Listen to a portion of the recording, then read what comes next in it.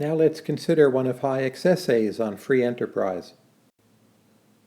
It's called Free Enterprise and Competitive Order, and it was a paper presented in 1947 at the Mont Pelerin Society, a group of fellow market-oriented economists and thinkers.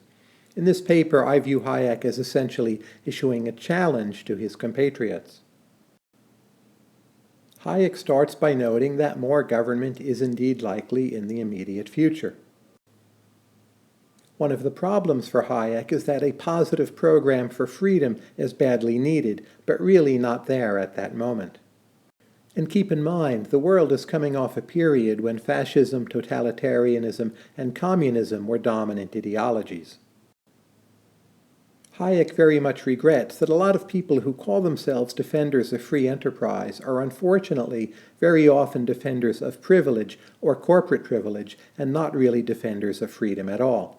He sees this as a big problem. Hayek stresses that to move toward a freer society, ideas really matter and the right ideas have to be in place. In this regard, Hayek very much agrees with Keynes, even though he didn't agree with the exact policy prescriptions of Keynes, but Keynes also thought that ideas really matter. And now we get to the challenge part of the paper. Hayek stresses that for a classical liberal program, it's not enough to limit the state, that classical liberals also must analyze how the state could do things better and what exactly the state should do, that liberals should put forward some kind of positive program for state action in the areas where government can do well. For instance, Hayek thinks that monetary policy has a critical role in helping to remedy unemployment, but at the same time, Hayek is looking for a monetary policy which will be bound by rules. Hayek sees land rights management, especially in large cities, as an essential area for government.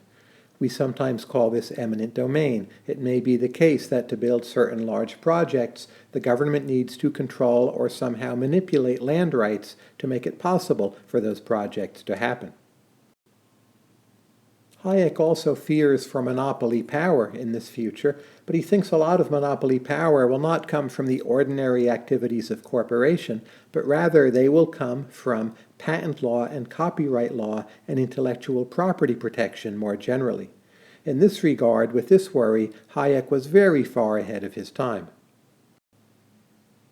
Throughout this essay, Hayek is stressing that the details of the law really matter. It's not enough to get up on a soapbox and preach in favor of freedom of contract. One needs to spell out exactly what that means and how the law can give us a better rather than a worse version of freedom of contract.